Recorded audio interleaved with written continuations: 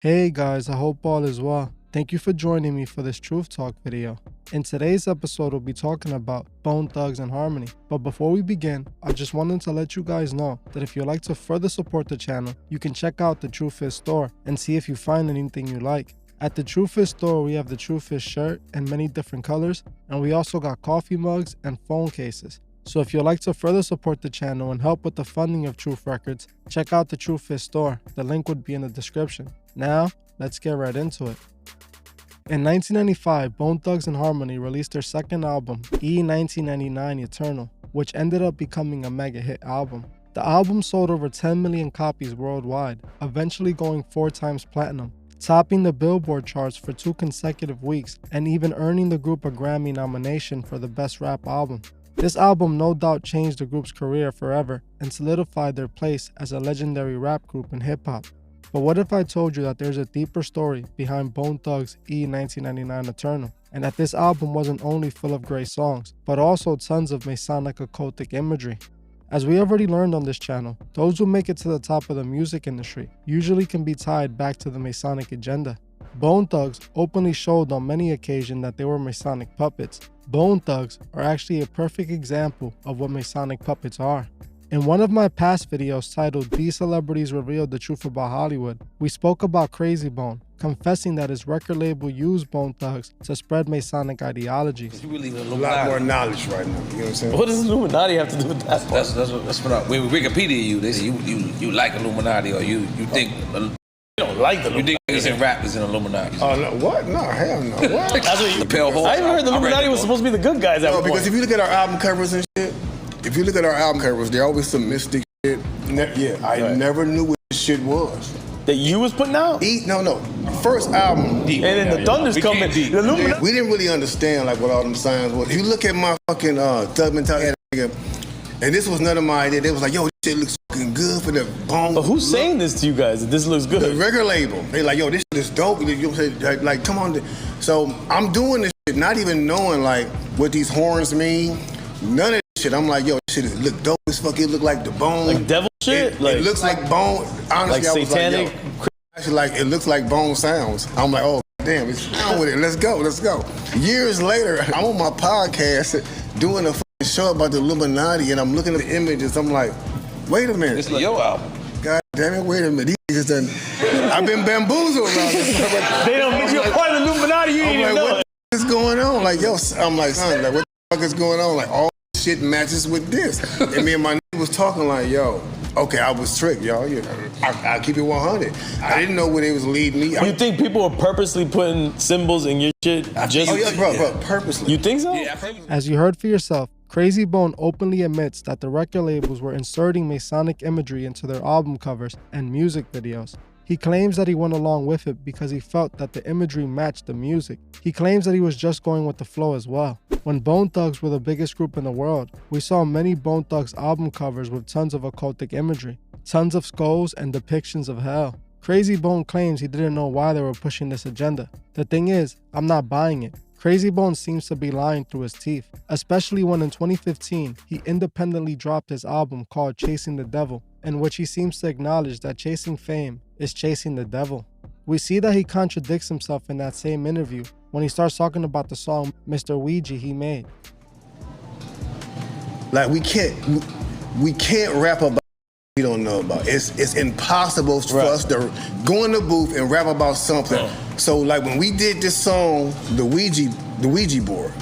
You've done the Ouija board before? I just want to ask, you guys named the song called the Ouija board? We did a song called Ouija. We played with the Ouija board at one point. In the video? No. This Like before you we guys even, just before hanging we out. even made it. Like we played with the Ouija board. Yo, niggas came to my house and said, yo, I did once too. we gotta talk to you. I say, talk to me about what? They're like, Who got to talk to you, the Ouija board? no. They got to talk to him to do the Ouija board. Lazy and Busy came to my house one day and said, yo, we need to talk. I say, okay, talk about what? They're like, yo, come upstairs. My room was in the attic. My room was in the attic at my mama's house. We go upstairs, you know what I'm saying? Nigga put out a Ouija board. Me, I was raised as a Jehovah's Witness. So I'm already knowing off the top. Nigga, what is that? What is you doing with a Ouija Jehovah board? didn't witness that. Yeah, he didn't. You know what I'm saying? Jehovah's not trying to witness that. But being young, 16, I'm like, okay, come on, let's play it. Everybody told me not to do it. I want to know why they said don't do it as a kid. You know what I'm saying? Right. I want to know why they said don't do it. They came to the house and they're like, yo, we got to show you something. And so they started doing it like this is why the song starts off, Ouija, are you with me? Because we was like, Ouija, are you with me? Ouija, are you with me? And I'm looking like, who y'all talking to? Through the board, I knew of the board, but I'm like, wait, okay, now who y'all talking to? Like, is there somebody in here with us? Let me know. So they like talking and they like, yo, they asking the questions and like, Jamal, are you in the building? like, And your hand was on it, your fingers? No. I didn't touch it. I'm looking at them to see if they moving it. Like, these trying to trick me. I'm like, but you know what I'm saying? Like, it was just crazy, bro. Like, so we talk about everything we've experienced. We had some experiences with that Ouija board. I ain't gonna talk about it because he was like, you know, like, let's do it. And so we experienced with it. So we made the experience and people started talking about we was devil worshipers. This ain't for us. We figured out where it come from, we cool. And it was just like I said, it was just a time in our past, like something we went through, you know what I'm saying? Like just a phase we went through and we was like, okay, we done with that. I feel like they were gonna use us. They were gonna use us for something, but when we didn't like fall in line, when they found out that we couldn't be trained or tamed. As you heard for yourself, Crazy Bone openly admits that they only rapped about the things they know about, meaning that he is aware of what he is putting out and what it means. He also openly admits that him and his group mates played with the Ouija board and that he couldn't go into detail on what happened when they did so. He speaks about the group's song, Mr. Ouija, being inspired by their experience with the board. Let's take a look at those lyrics from the song Mr. Ouija, as they're very telling. Listening to the song, you can feel the eerie vibe that comes from it. The song sounds like a ritual chant, and the lyrics don't even read out like lyrics to a song. The lyrics sound more like some satanic ritual. The song lyrics repeat "Mo Murder" throughout the entire song, while members of the group sing Ouija, are you with me? They even asked the Ouija board to tell them their future. This song openly exposes the agenda these artists were pushing through their music. Music promoting Mo Murder that is consumed by the youth in urban communities who are then influenced by this music to destroy each other. Crazy Bone is listed as one of the artists on the song, proving that he knows exactly what he represented. If we take a look at the group's hit album, E1999 Eternal, we can find more proof that backs up the fact that Bone Thugs and Harmony were Masonic puppets.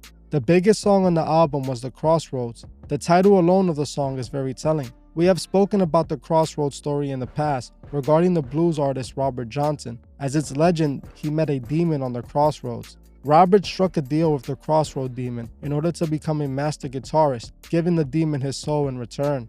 It is no coincidence that the album that took Bone Thugs to the top of the music industry contained a song called The Crossroads, which is a place associated with selling your soul. There's actually two versions of the Crossroads song. The original version, that most people have no idea existed, which is about the passing of Wally, who was a close friend of the group, and the version that most people have probably heard, which is actually the remix version, done after Eazy-E passed. The original version speaks about the passing of their friend and how they would meet him on the crossroads. We already know the industry is full of ritual sacrifice, and this is what seems to be the case with this song.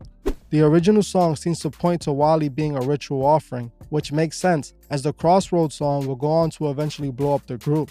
I tried searching to see if I can find out what happened to Wally, and I can't seem to find anything. The second version of the song, which is the popular version, is dedicated to Eazy-E and Wally. In this song, Bone Thugs and Harmony claim that they pray to God every day, which I believe might not be the same God we pray to. He raps, "God bless you working on a plan to heaven. Follow the Lord all 24/7 days. God is who we praise, even though the devil's all up in my face. But he keeps me safe and in my place. Say grace to the gates we race, without a chance to face the judge. Then I guess my soul won't budge." We have already seen many times before on this channel, those who sold their souls and served Lucifer, referring to Lucifer as their God. This is who Bone Thugs seems to be praying to when they refer to God. The music video for the Crossroads song clearly shows the souls of the offerings made by the group being collected. In the music video, we saw what appeared to be a man dressed in all black, walking into a funeral and rising the soul out the bodies and leaving with them. They show this man dressed in all black collecting more souls throughout the video. The last soul he seems to collect is one of a newborn child out of the hospital. The end of the video is revealed that the man dressed in all black appears to be an angel, and in my opinion, it's a fallen angel, which appears to be Lucifer, the light bearer. It is clear to me what Bone Thugs were making known with this song. They had to make an offering to get to the level that they were on. Many people to this day believe Eazy-E was an offering, and I find it strange that they lump Eazy-E into this song about a demon collecting souls. I feel like a full video on Eazy-E is needed. If you guys would like to see a full video on Eazy-E, comment Eazy-E below. It is no coincidence that this song would be on the album that changed their entire career and took them to the top. A song accompanied by a music video that depicts what appears to be Lucifer collecting souls. This is the occultic imagery the group was putting out, whether it was the label who instructed them to do it or it was the group's idea. They still willingly chose to put that imagery out to the world. We see more open Masonic imagery in the music video for the song First of the Month, which also is a part of the E1999 Eternal album. The video starts with the group sitting in what appears to be a temple of some sort, looking into a crystal ball. We can see they have a skull sitting right on the table as they're playing with the crystal ball. This scene alone shows that Bone Thugs and Harmony were into occult practices and they weren't hiding it. Crazy Bone and the rest of Bone Thugs knew exactly what they were a part of, as they chose to do it for their self-beneficial gain. I do believe these record labels do instruct these artists on what image to take on. We know the labels use these artists as idols for the masses to worship, so they make sure everything about these artists pushes their agenda. The record labels might be the puppet masters, but the artists are willingly choosing to be the puppets. It appears that just like many artists who have sold their souls, Crazy Bone now regrets taking that deal. In Crazy Bone's situation, he only seems to want to expose the truth after his music career was pretty much over. Not saying what he is speaking about isn't true. Most of the things he said, I also believe are true. Crazy Bone even dropped an album called Chasing the Devil, which was about how chasing fame and living a materialistic lifestyle was the same as chasing the devil. On this album, it appeared he clearly wanted to make a stance against the industry. Crazy Bone even seems to acknowledge the existence of the rumored secret meeting that changed hip-hop forever. I have briefly spoken about this on the channel for those that don't remember. It is rumored that sometime during the early years of the rap industry, the big rap executives met with a group of mysterious men who just happened to be investors in the private prison industry. It is rumored that these mysterious men instructed the rap executives to push a gangster rap agenda and were giving large payouts for doing so. In early 1991, I was invited to attend a closed-door meeting with a small group of business insiders to discuss rap music's new direction. Little did I know we would be asked to participate in one of the most unethical and destructive business practices ever seen. Among the attendees was a small group of unfamiliar faces who stayed to themselves and made no attempt to socialize beyond their circle. At this point, I began to feel slightly uncomfortable and the strangeness of this gathering. The subject quickly changed as the speaker went on to tell us that the respective companies we represented had invested in a very profitable industry which could become even more rewarding with our active involvement. He explained that the companies we worked for had invested millions into the building of privately owned prisons, that our positions of influence in the music industry would actually impact the profitability of these investments. We were told that these prisons were built by privately owned companies who received funding from the government based on the number of inmates. The more inmates, the more the government would pay these prisons. It was also made clear to us that since these prisons are privately owned, publicly traded, we'd be able to buy shares. He told us that since our employees had become silent investors in this prison business, it was now in their interest to make sure that these prisons remain filled. Our job would be to help make this happen by making music which promote criminal behavior, rap being the music of choice. He assured us that this would be a great situation for us because rap music was becoming an increasingly profitable market for our companies, and as employees, we'd also be able to buy stocks in these prisons. Later on, he said, you know, this person actually ended up leaving the music industry after this happened. We're told not to sign any more political rappers, any more rappers that had messes in their music. No positivity. It was all to be gangster rap music promoted and put out. As you heard for yourself, Crazy Bone tells the story of the secret meeting.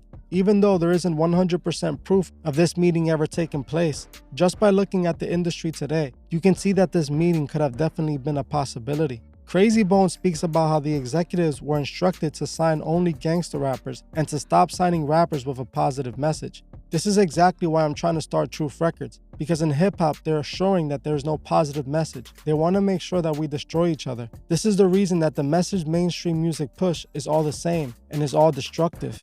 What I find very interesting is that Bone Thugs themselves were one of those rap groups who were pushing the gangster rap agenda. Bone Thugs rapped about destruction and pushed morals that were made to destroy urban communities. It's obvious the group took the oath at one point and climbed to the top of the industry. They paid the ultimate price for their fame and fortune, and once the devil was finished using them, they faded from popularity. This is when we saw members like Crazy Bone decide to start exposing the industry, something he should have done while he was still popular and had all that attention. See, Bone Thugs' music was weaponized against Bone Thugs' own people. They sold out and made music promoting destructive values, music that was consumed by the youth in their very own communities and across other cities all over the US. Their music influenced people to go out and destroy their lives and the lives of others. If Crazy Bone didn't know he was pushing the agenda, then I understand. But the thing is, I'm pretty sure he did. See, Crazy Bone, just like all the rest of the rappers who blew up, take the oath. They move out the ghetto and move to the suburbs. They no longer live anywhere near the problems of the ghetto, yet they still promote the things that are causing those problems in the ghettos.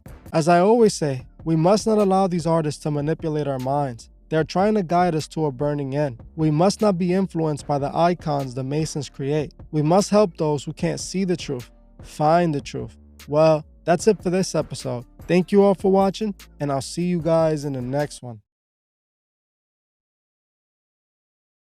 I just want to give a special shout out to the Truth Movement members. Thank you so much for all your support.